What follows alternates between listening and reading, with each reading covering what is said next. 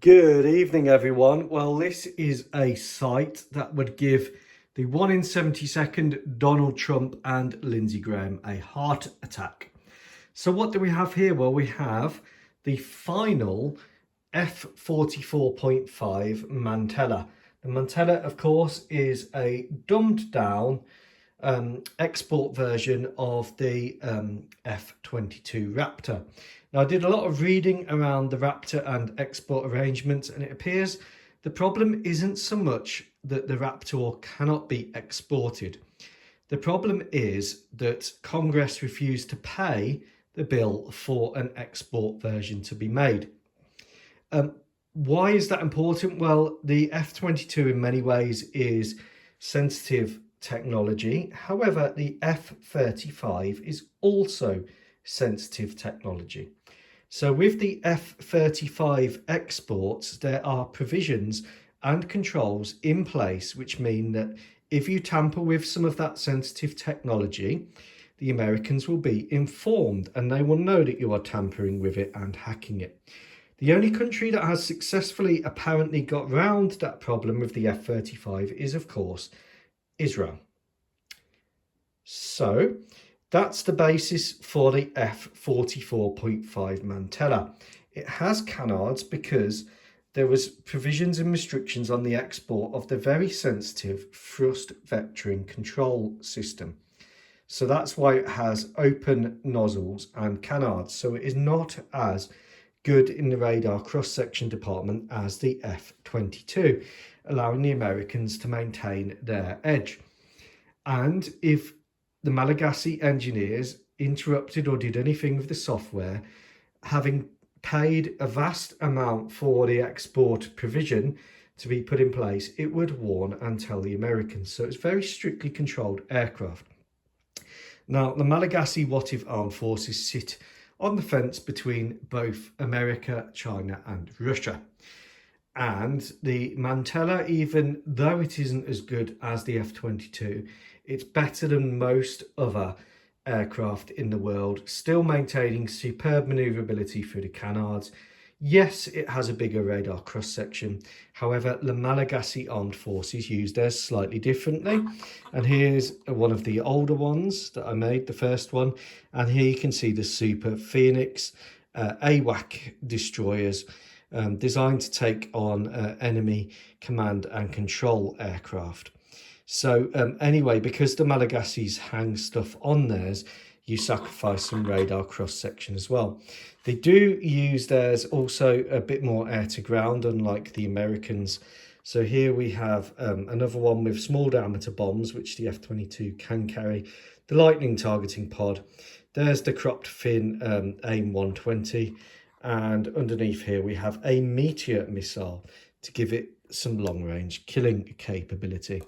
The latest one I've done, Petunia, I've done in the Angry Grey-Faced Dogs Squadron. And this is the Hobby Boss one, so I had to fabricate those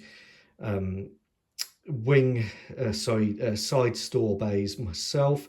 And this one is completely clean, so it's got the lowest radar cross-section. So the Mantellas, of which there'll be 54 eventually, 36 on the initial buy with options to 54, is probably the most expensive fighter project in the world because of that export provision having to be sorted. Where the Malagasys have saved is by buying the FC-31A, from China, which is their stealth strike fighter, the equivalent of the JSF. And these have been finished now with this strange Pokemon squadron marking. I don't even know what Pokemon that is on the side. And again, this is like your F-35 equivalent. I really like the FC-31, and the Malagasys use this as a strike aircraft. Here's one with a glide bomb on one side of its weapon bay, PL-15 long-range missiles, and two PL-10s under the wing. So again, the Malagasys, like the F-35, do hang stuff on theirs. Fully operational, a good aircraft. What have I got on here? Here's another variation of a glide bomb with smaller wings, allowing an extra missile to be carried. Now, the big area where these are deficient is on anti-ship missiles. So I've got to sort out some stealthy anti-ship missiles for these. And last but not least, and I include these here for reference, I don't think there's anything particularly wrong with the Su-57. We don't really know its capabilities in the West. It's a bit like the T-14 Armata. Is it being used? Isn't it being used? What is it? Is it an export project? Is it a technology demonstrator? Who knows? So the Malagasy Armed Forces initially put in a purchase order for 54 of these. Unfortunately, then Russia decided to do its special military outing into Ukraine, effectively a war which has upset the apple cart. So the Malagasy Armed Forces only got 8 of these before that war happened. So they used these in the intel role, and they used them in the role of, when they're clean, they're going out, the 8 of them, and they're acting as long-range sensor platforms, using their sensors to patrol the airspace. And they are also using them in a sort of suppression of enemy air defence role with the KH-31 and the long-range, again another AWACS killer missile there, the PL-21. But there are only 8 of these. Now, obviously, China's not at war. China is producing export fighters. I think Pakistan are looking to buy the FC-31 at some point. The Chinese are obviously developing it for their Navy, the J-31.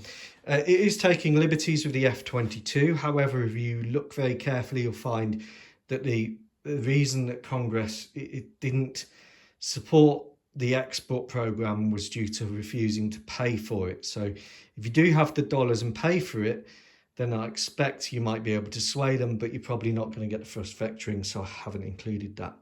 Now, the big issue of the Su-57 purchase, which was originally designed to take the place of the F-44.5, is India don't use these. And it's the same story with the Su-34. Because India don't use them, you've not got the intermediary to get past American sanctions. Russia is also fully committed now in its special military outing in Ukraine, and therefore getting these for the export is really quite unrealistic. So unfortunately, they're stuck with 8, which isn't really enough to be viable. That's why they're using them as intelligence assets. 54 FC-31s in service, very good aircraft, reliable and useful, equipped for in-flight refueling here on the nose with a probe, the same as the F-44.5 Mantella is here. The only issue I have with the Mantellas is getting the gold sheen on the cockpit is proving extremely difficult, even thinning down the Vallejo paint. So if you do know a way of doing that, please let me know. But there we go, that's a 5th gen roundup. Like I said, I need to sort out some stealthy anti-ship missiles, some hypersonic anti-ship missiles for the FC-31.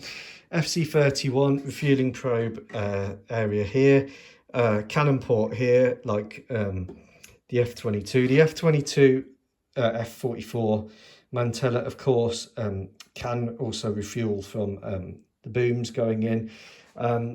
I think the Su-57 is probe only, which is good because I've got KC-135, KC-135R tankers to support these. So the 135Rs can do probe and boom. Very good tanker, if a bit long in the teeth. Now, I am considering whether to do number 4. I always like to build my aircraft in flights of 4 because 4 is the basic building block of air operations. Although for specialist platforms like the intelligence, you can probably get away with 2. Well, I don't really have any choice, but there we go. So let me know if you think I should build aircraft number 4. I do find these Mantellas really difficult. The main issue is cutting away at the rear, and you'll notice there's a slight variation in nozzles. It's really whatever nozzles I can find available, because I'm having to chop them back. I'm having to fabricate quite a lot. The Italeri kit, these 2 are Italeri here, this one, and this is Hobby Boss. The Hobby Boss is a better kit because you don't have the panel line join here. However, the Itinerary kit is better in terms of these weapons bays underneath and them being smooth. Bizarrely, the Hobby Boss one, it just has, and you've seen my previous video, just has a real issue with these side weapons bays. So I've had to fabricate that from plastic card. Yet the Hobby Boss one, the canopy fits on perfectly, whereas it's an absolute nightmare with the Itinerary one. So I don't know what these manufacturers are doing. I'm reluctant to cut up a Revell one or a Hasegawa one because they're like £27. At least the Hobby Boss one is only £14.50. So cutting into it isn't so bad, but cutting into a £27 product is a little bit undesirable. Now, 36 on the initial buy. That does leave option for a thrust vectored golden mantella, which may be the better way to do it, to build the golden mantella as aircraft 4. Let me know what you think. I hope you enjoy these videos and the step into 1 in 72nd madness.